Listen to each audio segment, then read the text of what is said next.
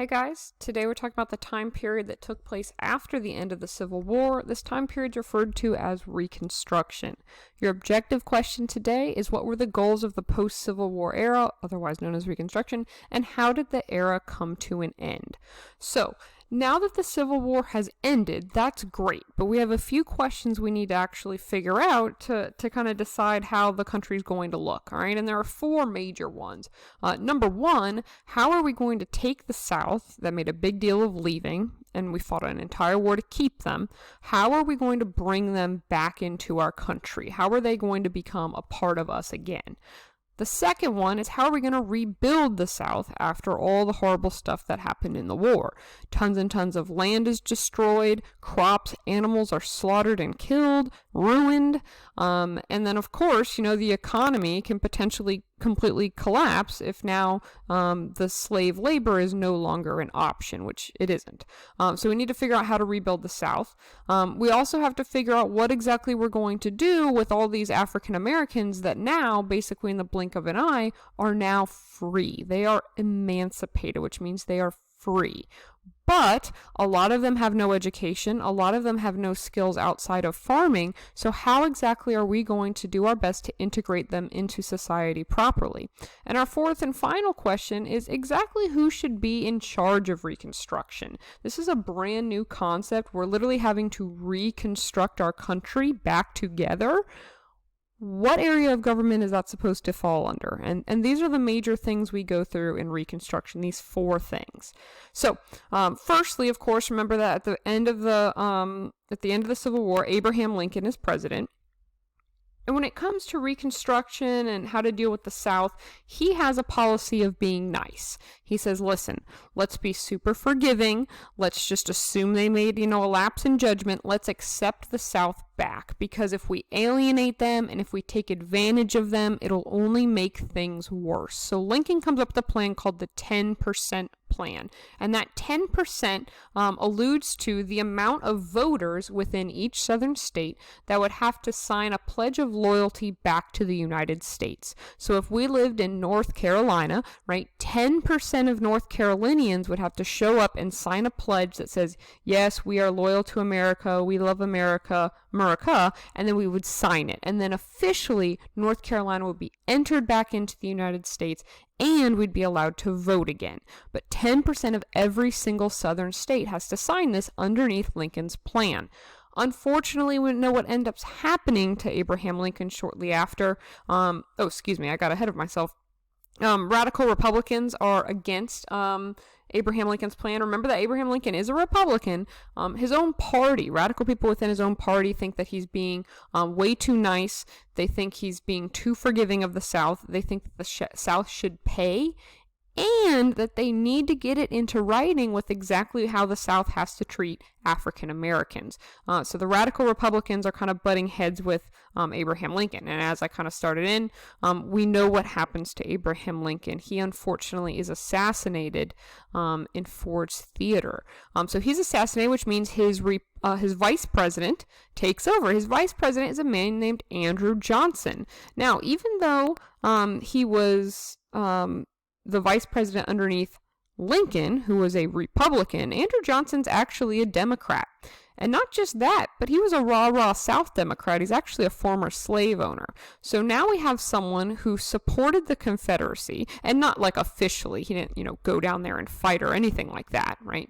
But he totally didn't fight against the Confederacy during the war, and he's a former slave owner, and now he's in control of what's going on. So we turn to him and say, okay, I guess the 10% plant's down the tubes with Lincoln. What do you want to do? And he says, well, I think we should, be kind of chill, And we're like, okay, that's kind of what Lincoln said. He's like, let's just let him back in. Forget about those loyalty pledges, right? So Andrew Johnson only required states to hold conventions and say, yeah, okay, we're America again. So a lot of people were very frustrated that he wasn't being as strict as he possibly could have been. And we have a radical Republican Congress who's trying to get things passed that Andrew Johnson doesn't really, and his Democrats don't really believe in, and are actually very much against. So we have Andrew Johnson, as the president, and the Democrats versus the radical Republicans who are actually in power. And multiple times Andrew Johnson goes toe-to-toe, and he actually ends up getting impeached. He's the first U.S. president in history to be impeached. And he continues to veto what Congress is handing out. When it comes to his impeachment, when it all comes down to the vote, he is one vote short of being kicked out of office. So Andrew Johnson is one of only 3 U.S. presidents to be impeached so far. Andrew Johnson joins, of course, Bill Clinton, and now most recently, Donald Trump. All right, so what does life look like during Reconstruction? There are 3 major amendments that we, as our U.S. History 1 kids, absolutely have to know, and that's the 13th, 14th, and 15th. These are easily thought of as the Civil War Reconstruction Amendments. It's just in my mind as like the 3 amendments that go into this exact slot. I don't really have any cool tricks to remember these. These are ones you just kind of commit to memory. So the first one that we're talking about here in this group, of course, the 13th, is that slavery is illegal, right? With the passage of the 13th Amendment throughout the United States, overnight, slavery is now illegal. It's illegal to own slaves. The 14th Amendment goes a bit further, because now that all these African Americans are no longer slaves, well, they're technically not citizens yet, right? They're just a bunch of free people, and they can't be enslaved, but they also don't really have rights yet. So the 14th Amendment is kind of an extension of the 13th Amendment, and the only reason I say that is because it's kind of helps me think of it as building onto one another. So the 13th frees African Americans, the 14th gives them citizenship. All right, and there's a couple different ways to kind of interpret this. In this lens, the Civil War lens, it's giving citizenship to African Americans. Nowadays, right, we use a different lens, and what it's always meant the same thing, that if you're born in the United States, you have citizenship, right? Nowadays, that we reference that a lot. But back then, it's just a manner of giving citizenship to African Americans. And then lastly, the 15th Amendment, once again, another extension, right, gives African American men the right to vote. Now, does the 15th Amendment say black men can vote? No. But what it does do is say just because you are, a certain race, it doesn't mean it can prevent you from voting. But remember, this is long before women have suffrage, so what we can translate that into is African American men can vote. All right, so those 3 amendments, we need to know those off the top of our head. Boom, boom, boom. And they continue to build on one another. Good. Women are mad, of course. They kind of thought that their suffrage was going to come with African Americans, and it doesn't. So this riles them up. A couple key terms to be aware of. Carpetbaggers and scallywags are 2 terms that come out of this time period. Carpetbaggers are northerners who move down to the south to gain support and to gain money from this current situation. They're called carpetbaggers because you've probably seen these bags before.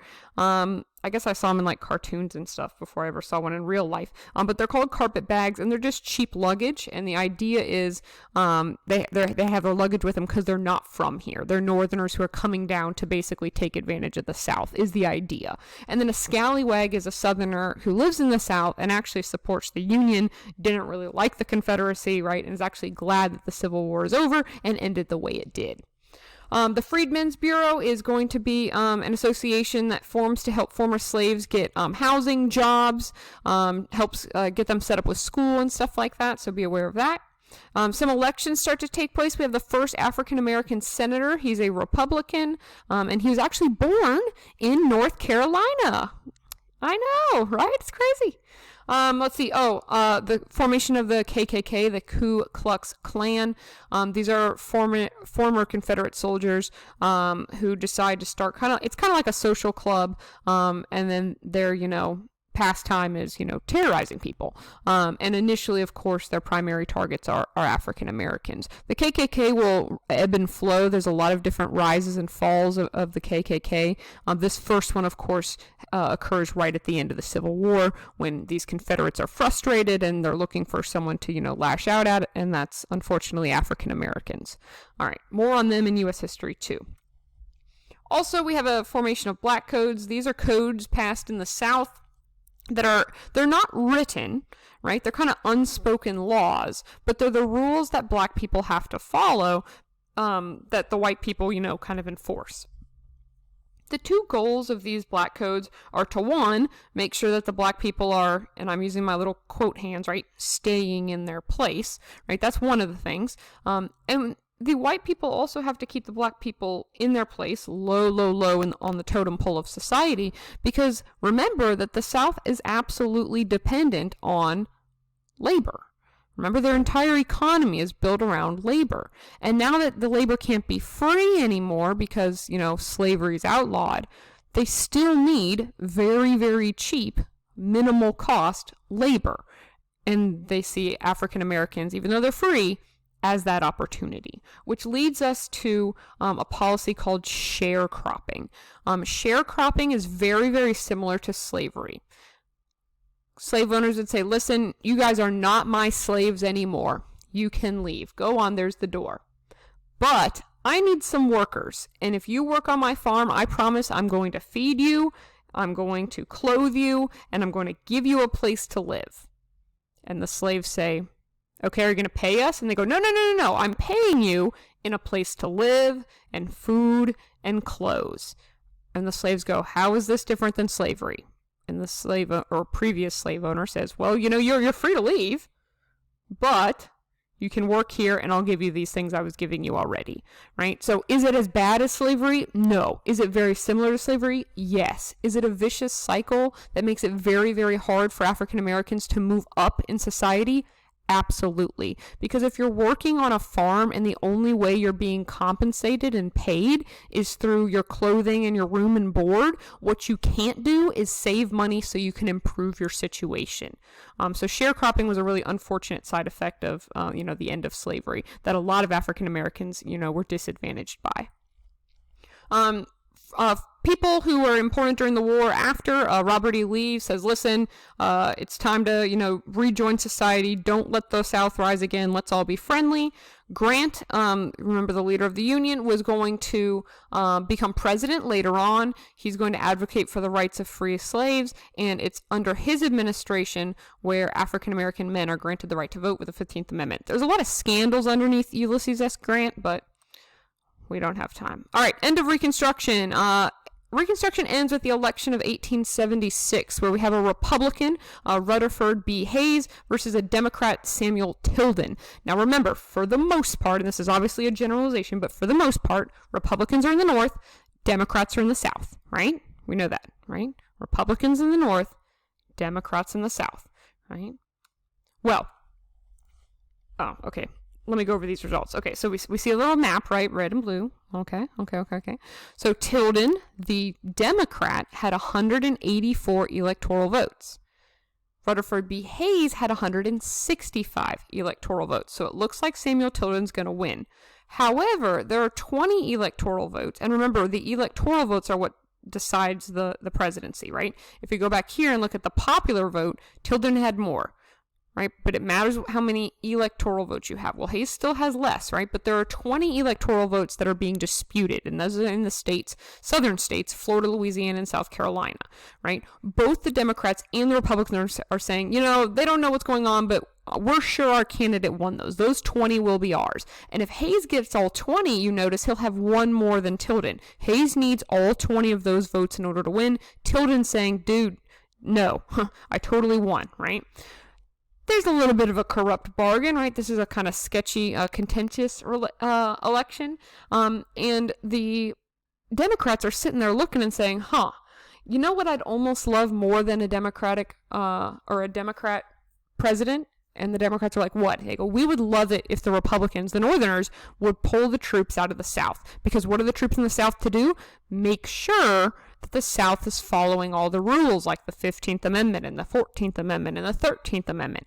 So what happens is we strike a deal. And I know I'm talking really fast, guys. I'm trying to keep it under the 15-minute mark. Very long story short, the Compromise of 1877, which brings Reconstruction to an end, is the Democrats say, listen, you can have the rest of those votes, but all the Union troops that are forcing us to comply with all the rules of Reconstruction have to leave.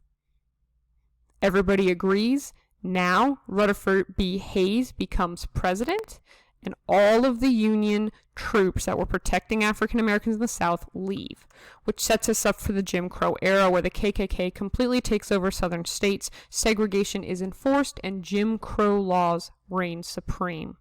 All right, make sure to answer your objective question. I'll talk to you later. Bye-bye.